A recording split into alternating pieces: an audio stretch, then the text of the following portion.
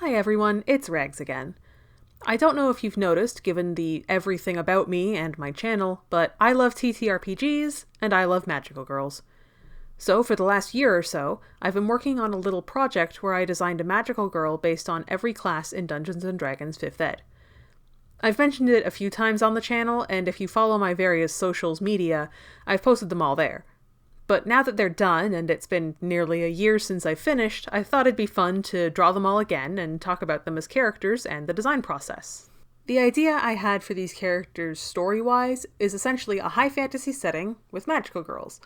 Think your basic generic D&D setting, but also there are people who transform into the platonic ideal of adventurers, who also have extremely cute outfits. Because fuck it, it's my magical girl story, and I do what I want. I've divided them up into 4 groups based on general D&D abilities. Today we'll be looking at our 3 arcane casters, the wizard, the sorcerer, and the warlock. Here we go! Wizards are one of my favorite classes and my favorite caster class in D&D.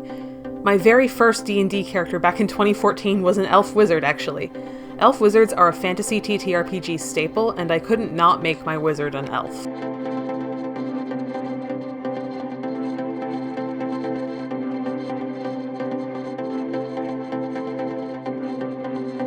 This was the first character that I drew, and one of the only designs I had a really solid idea for from the get-go. I really wanted to go for a traditional stars and moons aesthetic for her, and I gave her a wand as her transformation item. The hat was surprisingly difficult for me. Not because it's hard to draw, although I do need more practice drawing hats, but just because I couldn't pick a size. I'm a big fan of huge floppy witch hats, but the idea of a cute little fascinator style hat was also very tempting. In the original drawings, I actually had one of each. In the end, though, I went with a big one, because to me, nothing says wizard more than a big ol' hat. I did have to redraw her hat a few times just to make sure you can see her ears. If you can't see her pointy ears, she just looks like a human. Unlike orcs or tieflings or even dwarves, elves don't really have much to distinguish themselves from humans, at least the way I draw them.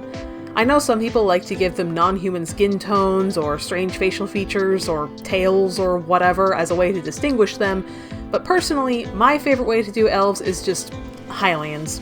Hylians are my favorite elves. They're just humans with pointy ears. Love that for them.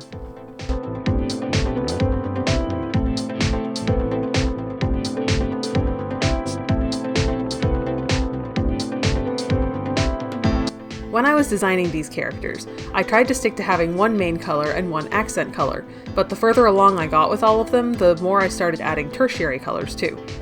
In this case though, I was able to stick pretty closely to purple with gold or yellow accents. Purple and yellow are complementary colors, and I've always thought this Crown Royal purple looks nice contrasted with a slightly orangey gold color. Looking at her again though, I'm wondering if she does need a neutral tertiary color like white to split things up a bit. I have a tendency to get a little too monochromatic with my character designs. It's hard to balance color design, at least for me.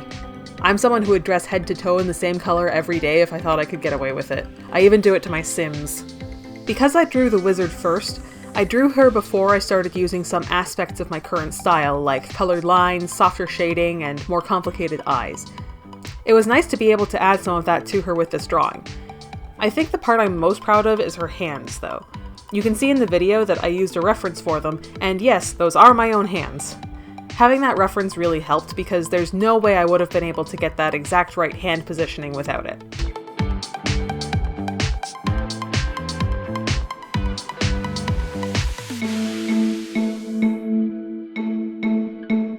I've gone back and forth on what subclass to give her. Part of my idea for this series was to make the character concepts relatively basic, which is why we have the typical elf wizard, human fighter, and so on, and why I'm not using any races, classes, or subclasses outside of the PHB. The problem though is that means I have to pick just one school of magic to focus on, and that's hard. I eventually settled on School of Transmutation, because I feel like it's a school of magic that has both a lot of history for her to study up on, and a lot more experimentation to be done. It's a nice balance of history and delicious magical science, and that works really well with her character.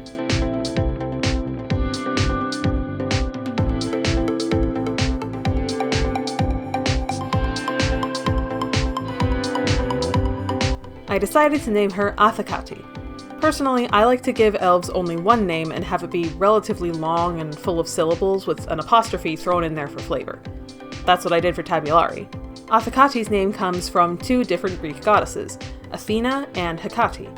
Athena is the goddess of wisdom, and Hecate is, among other things, often associated with magic and witchcraft, at least later in her mythology, as far as I can tell. I made a portmanteau of their names, added an extra A to the start, threw in an apostrophe, and boom! Elf name.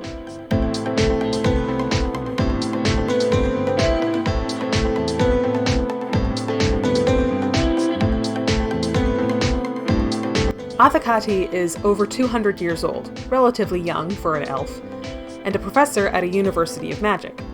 She's basically a magical archaeologist and historian, teaching about the history of magic and researching historical magical figures and sites. I like the idea of generational magical girls, like in Heartcatch Pretty Cure, where the main characters are the latest in a long line of magical girls, and I wanted to work that into this. Athakate has studied these legendary adventurers her whole career, and views becoming one of them as the world's most intense fieldwork. Personality-wise, I want her to be very focused and driven, but sometimes to her own detriment. She has an incredible attention to detail, but that can lead to her losing sight of the bigger picture or taking an extra long time to do things. She has a hard time multitasking and is easily overwhelmed, and is suffering from a pretty bad case of burnout when we first meet her. However, she's also very good at keeping others focused on the task at hand, and she's friendly and personable. Her students always appreciate getting feedback from her because it's always kind, but extremely thorough.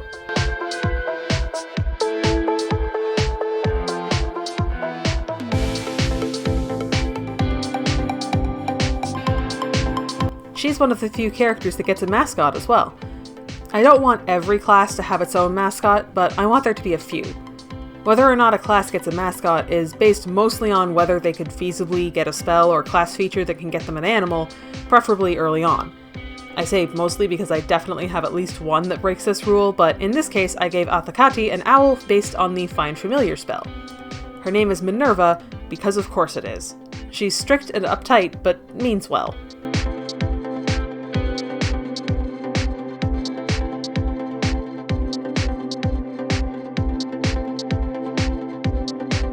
And with that, Athakate's all done. I'm not gonna lie, I put this one off for a while. She was one of the later ones that I did, 8th out of 12, because I just really didn't want to draw a Dragonborn. Animals are not my strongest suit, especially anything that isn't a mammal, but I'd committed to the bit with a Dragonborn sorcerer, so here the fuck we are. Like I mentioned with Athakate, I wanted to just use stuff out of the PHB, so I couldn't not make a Dragonborn eventually. Honestly, despite my grumbling, I think she came out alright. I looked at a lot of Dragonborn art online for reference when I was designing her, and I decided to go a little less detailed with her scales. Instead of drawing every individual scale and taking a billion years to finish, I added in small patches of a different shade of bronze to simulate the appearance of scales. It's a bit more stylized, but I hope it gives the effect I want. I debated giving her reverse jointed legs as well, but eventually decided that with everything else I had to do with this one, I didn't want to figure out how to draw those too. I gave her 3 fingers and a thumb on each hand, huge feet with big toe claws, small horn thingies, and a little tail. According to official D&D lore, Dragonborn aren't supposed to have tails. Apparently that's basically the only thing visually distinguishing them from half-dragons. Half-dragons have tails, Dragonborn don't. I think there's a meta reason for that. Like, I'm pretty sure that's Wizards of the Coast scrambling to distinguish 2 very similar character types from each other. Frankly, I don't give a shit, and it's my fantasy setting. Dragonborn can have little a tail as a treat.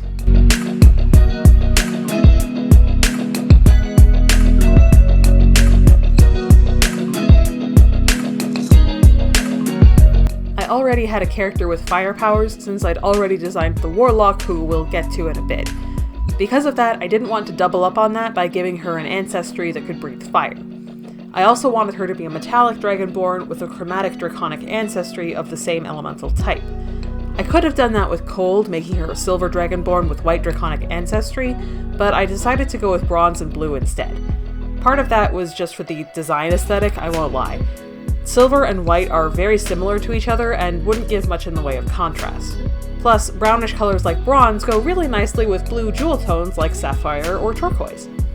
Fun fact, I was originally going to make all the gems on her jewelry look like the actual gem turquoise instead of just being turquoise in color, but this design already takes so long to draw and I just gave up. But yeah, bronze, turquoise, and blue were her colors, and she gets lightning powers. I used a lot of glow effects on this one.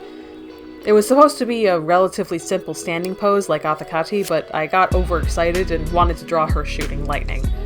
Her eyes and brooch glow whenever she uses her powers, and sometimes her brooch emits sparks as well. She can't access any of her spells or other sorcerer abilities unless she transforms, but she can still breathe lightning once a day since that's just part of being a Dragonborn. Something I really wanted to incorporate into her design was a lot of jewelry. I came up with a narrative justification for it, but mostly I wanted her to have a lot of bling because, you know, dragon hordes. I tried to come up with a creative way to include it, and wound up giving her relatively simple clothing to instead cover her arms and legs with bands and bangles. I even gave her a couple of armor rings for her hands. I actually have a blue dragon scale armor ring in real life, which inspired that design choice. The brooch on her left shoulder is her transformation device and arcane focus, but the rest of the gems are just for show. I wanted to go for a somewhat Greco-Roman style for her outfit. I tried to give everyone a distinct look to them. With Athakati, it was easy because all I had to do was take the archetypal wizard outfit and make it magical girl. There isn't really an archetypal sorcerer look, though, or if there is, it's too similar to wizards. So I gave her a simple draped fabric dress and shorts, and then for shoes I tried to think of what might work for big lizard feet. I think these kinds of shoes are more for fashion than function. They don't even have soles.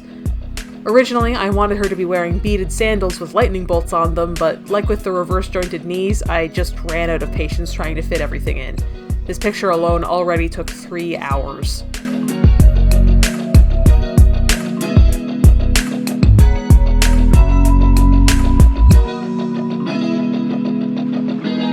Her name is Borea Canoris. Unlike Athakati, this one doesn't have much linguistic significance. The Dragonborn names in D&D are nigh unpronounceable, and I refuse to use them. I took Borea from Borealis, as in Aurora Borealis, because it sounds nice and like a name a Dragonborn might have. I also decided that the way that Dragonborn names work in my setting is that they have a personal name, and then their last name is Ka, meaning child of, an apostrophe, and then the name of one of their parents. Often that would be a parent that the kid shares a gender with. But in Borea's case, she's the daughter of 2 dads, so they had to pick one.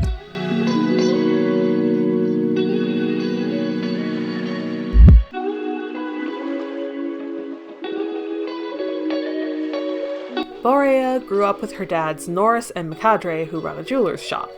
She is fascinated by jewelry, and her mind is constantly going, coming up with new designs or trying to figure out how pieces she sees out in the world were made. Borea is very glad to be out in the world and expanding her horizons in a way she never would have been able to back at home, but she wants to get this whole adventure thing over and done with quickly so she can go home and take over the family shop. Borea is extremely energetic, and when she was little, her parents would keep her occupied by having her run around town doing small deliveries. She settled down a little as she got older, but still has to go outside and do push-ups every couple of hours if she's been sitting still for too long. This is a problem for a job that necessitates sitting and working for long periods of time, but she's making do. Because she grew up in an atmosphere that prioritizes customer service, Borea has a hard time saying what she really feels, and often winds up saying what she thinks people want to hear instead. However, this also makes her very good at conflict resolution and bringing tensions down.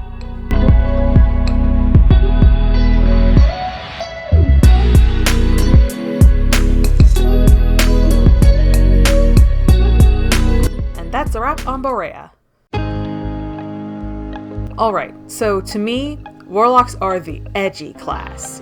Whether that reputation is warranted or not, I decided to lean into it hard and go full edge. Tiefling Fiendlock, black and red color scheme, Gothic Lolita style outfit, fire powers and motif, the works. And, most importantly, I decided she's an evil magical girl that the party clashes with several times before she eventually joins them, because that's a trope that I just can't get enough of. You might recognize this character as the one from the first time-lapse video I posted to this channel. That was the first drawing I did using Clip Studio Paint's then new time-lapse feature. There are a few changes to her look though. The first time I drew her, I gave her ringlets with blunt bangs. It's a common hairstyle I see when looking up Lolita fashion. I also wanted her hair to have that corkscrew look to match her curly horns. For the second image, the one I recorded that first time-lapse of, I toned down the curve of her horns and gave her long, straight hair instead, because ringlets are a pain in the ass to draw. But the problem there is that I prefer the ringlets, so pain in the ass to draw or not, I used them for this drawing. I also colored them better so you can actually, see that they're ringlets and not just a massive clump of hair. I also forgot her makeup in that second drawing, and I forgot it in this one too, so I went back and added it off camera. It'll be there in the final drawing, I promise. Her skirt is an absolute nightmare to draw, and same with all the goddamn lace all over her outfit, but I think it's worth it for the end result. I'm also unreasonably proud of the fire effects on her overskirt, and I really like her platform shoes and cape lid. I wish I remembered what I'd done for her crystal originally in that second image, but whatever, it's fine. The Warlock is one that I went through several iterations of in the sketchbook stage. Unlike the Wizard, I didn't have a clear idea of what I wanted when I started, and as much as I like to dunk on Warlock for being the edgy class, it's one of the most versatile classes in 5th ed.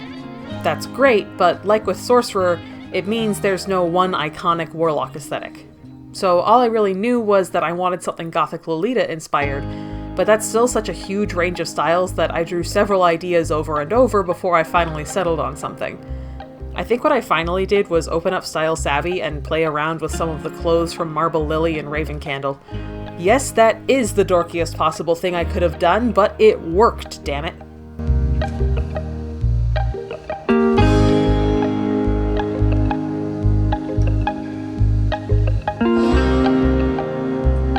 Honestly, Warlock is the class I'm least interested in, and one of the only ones I've never played. If I'm going to play a caster, I'd rather have more spell slots to work with, and like I said, wizards are my favorite arcane casters anyway. But this was a project to design magical girls for all the base D&D classes, not just my favorites. This one was partly inspired by my brother's tiefling fiendlock, Kane, who is the twin brother of my tiefling artificer, Kem. Kane works for what essentially amounts to the Devil Mafia, which is where his powers come from. My Warlock also works with the bad guys, but her powers aren't contingent on her sticking around with them. They're not who she made a pact with.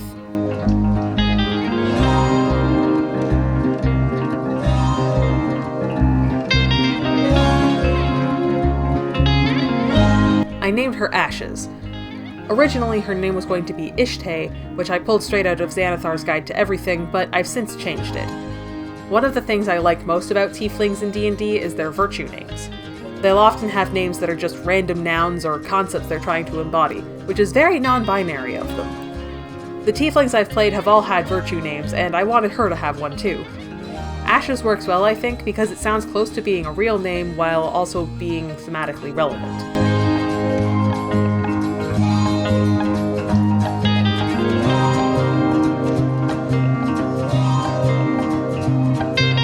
Ashes, being the edgy one, has a lot going on.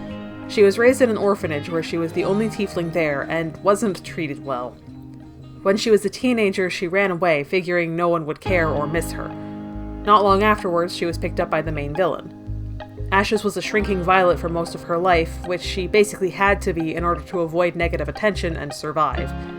After she joins up with the villains, she's encouraged to come out of her shell by asserting her power and dominance over others, which she revels in finally being able to do, especially after she makes her Warlock pact. However, she's incapable of speaking up when she disagrees with someone with power or authority over her. Ashes is also fiercely loyal to the main villain, the first person to show her kindness, and is unhealthily attached to them.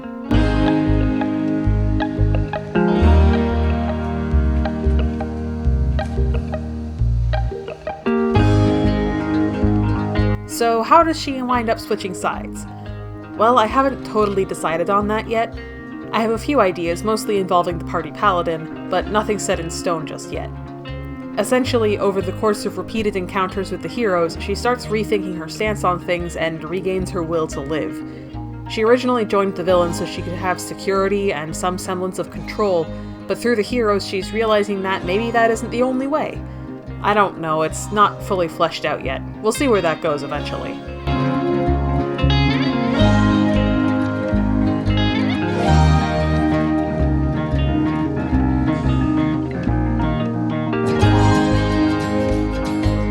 That's it on Ashes.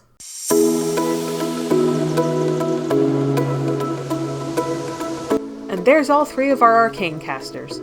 What do you think? I'm honestly quite happy with how they've all turned out. I'll be doing the rest of the main characters in groups of 3, so right now we have Divine casters, melee combatants, and specialty classes left. Let me know down in the comments which ones you'd like to see next. Thank you so much for watching. Have a good day or night or whatever it is where you are, and I hope to see you again next time. Bye!